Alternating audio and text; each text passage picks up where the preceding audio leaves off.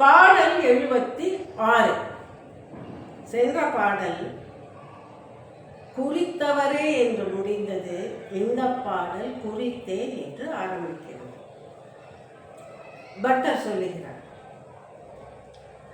அபிராமவல்லியே, உன்னுடைய திருக்கோலத்தை என் மனதில் நான் பதிய வைத்துக் கொண்டு விட்டேன்.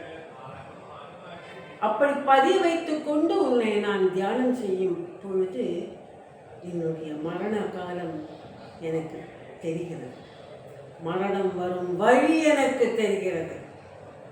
வழி தெரிந்தது மட்டுமில்லை, அந்த வழியை அடைக்கவும் ஒரு வழி எனக்கு கிடைத்து விட்டது. உன்னுடைய அருளால் எனக்கு மரணம் வரும் வழி தெரிந்தது. அதே அருளால் மரணம் வரும் வழியை அடைக்கவும் தெரிந்து கொண்டு விட்டேன் என்கிறார். உன்னுடைய அருள் இருந்தால் யமன் வரும் வழியையும் என்னால் அடைக்க முடியும். அபிராமியே, வண்டுகள் மொய்க்கும் தேன் சொரியும் கொன்றை மலரை தலையில் அணிந்த சிவபெருமானின் இடப்பாகத்தை வலிய உன் கவர்ந்தாய் என்கிறார். இங்கே பிரிங்கி முனிவரை பற்றி ஒரு குறிப்பிருக்கிறது. பிரிங்கி முனிவர் ஒரு தீவிர சிவபக்தர். அவர் சிவபெருமானை தவிர வேறு யாரையும் வணங்க மாட்டார். அன்னையும் ஐயனும் இருந்தாலும் சிவபெருமானை மட்டுமே சுற்றி வணங்கி செல்வார். அப்பொழுது இறைவி ஒரு நாள் இறைவனிடம் முறையிடுகிறார்.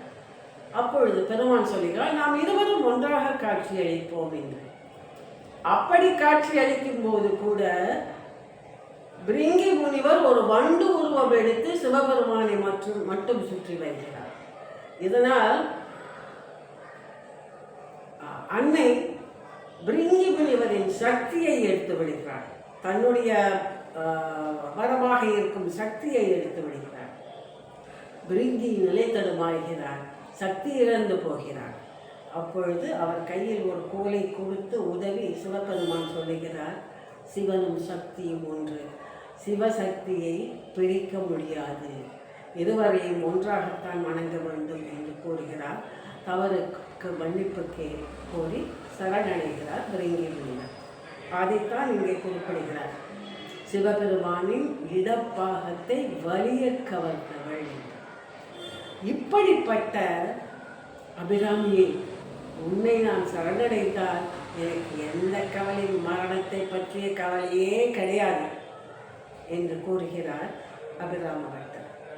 நமக்கு உரிமையானதை பெற இந்த பாடலை பாட வேண்டும் என்று சொல்வார்கள்.